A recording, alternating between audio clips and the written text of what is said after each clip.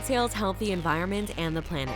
How to host an eco-friendly garage sale. As the effects of climate change become more extreme each and every day, it's natural to search for ways to reduce your own carbon footprint and find ways to incorporate eco-friendly practices into your daily life. Luckily for garage sale lovers, garage sales are already a great way to get into some easy eco-friendly hacks. We already talked about how yard sales can be great for sustainability, especially when it comes to avoiding fast fashion, landfills, and planned obsolescence. If you want to take it a step further though, there are also ways to make your garage sale more eco-friendly in and of itself. Let's take a look at some eco-friendly garage sale tricks.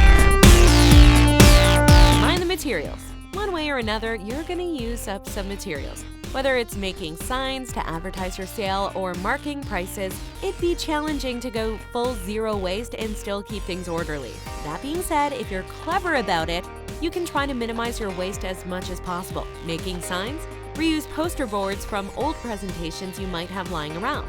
Making price tags, group items together and use a single price tag for the lot. Clothes racks and item boxes are great for this grouping technique. While colorful signs are classic and effective ways to advertise your garage sale, we're also in the age where they're becoming less and less necessary. If you do your research and advertise online in the right places, you might be able to get away with not making signs at all. Teamwork makes the dream work.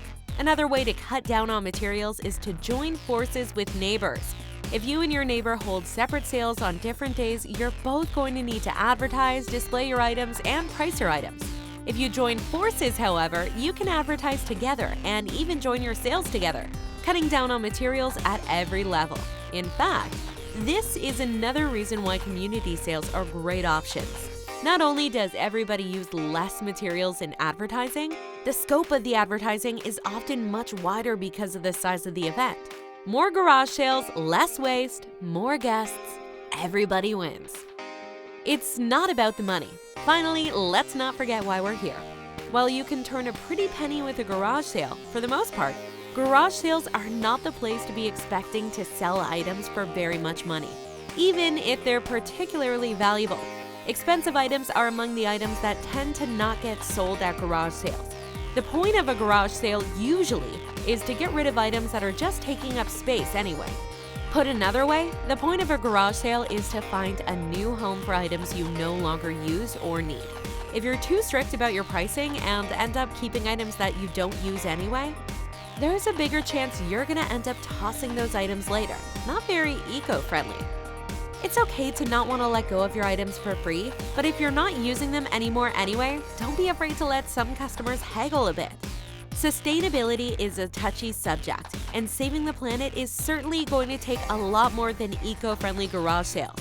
That being said, learning to be less wasteful in everything we do, including garage sales, is a great first step to building more responsible and healthier relationships with our environment, with our planet, and with everything in our lives.